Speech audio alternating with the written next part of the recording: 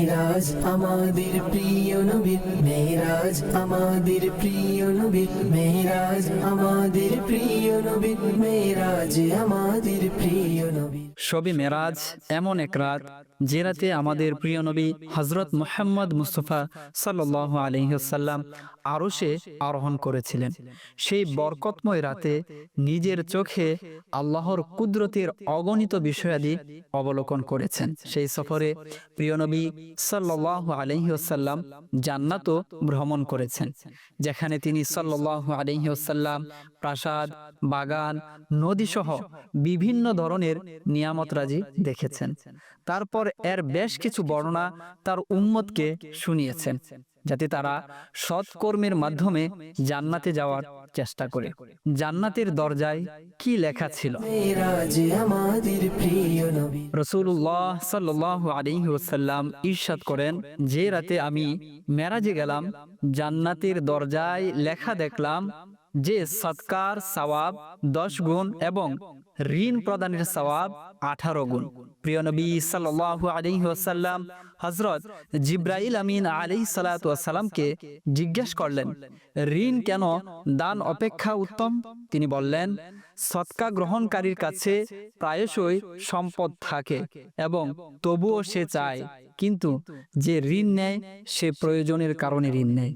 মুক্তার তাবু। মেরাজ আমাদের প্রিয় নবী। প্রিয় নবী সাল্লাল্লাহু আলাইহি ওয়াসাল্লাম জান্নাতে মুক্তার তৈরি গম্বুজযুক্ত তাবু দেখলেন, যার মাটি ছিল মেশকের সুগন্ধিযুক্ত।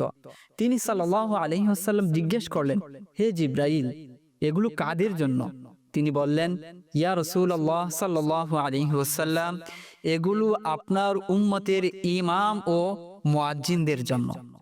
সুউচ্চ প্রাসাদ। মেরাজ আমাদের প্রিয় নবী। প্রিয় নবী সাল্লাল্লাহু আলাইহি ওয়াসাল্লাম জান্নাতে কিছু সুউচ্চ প্রাসাদ দেখলেন।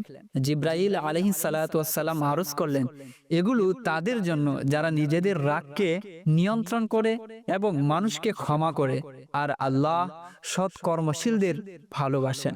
সিদ্দিক আকবর রাদিয়াল্লাহু আনহু এর মর্যাদা। মেরাজ আমাদের প্রিয় নবী। প্রিয় নবী সাল্লাল্লাহু আলাইহি ওয়াসাল্লাম একটি প্রাসাদ দেখলেন, যা রেশমের পর্দা দিয়ে সজ্জিত ছিল।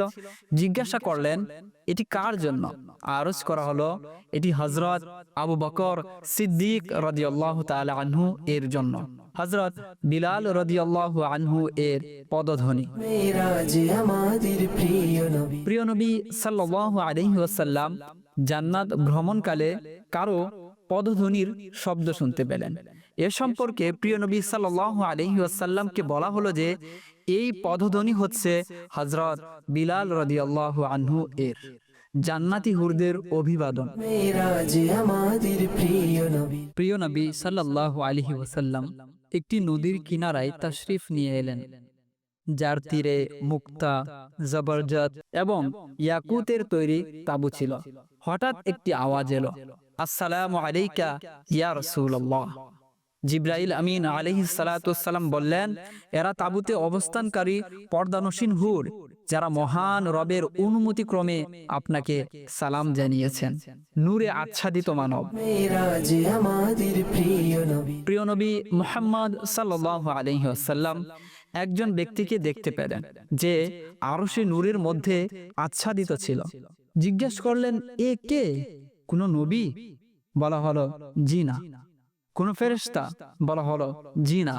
অতঃপর বলা হলো, এই সেই ব্যক্তি যার জিহ্বা সর্বদা আল্লাহর জিকিরে মগ্ন থাকত, হৃদয় মসজিদের সাথে জুড়ে থাকত এবং সে কখনো তার পিতামাতাকে গালি দেওয়া বা তাদের অপমানের কারণ হয়নি।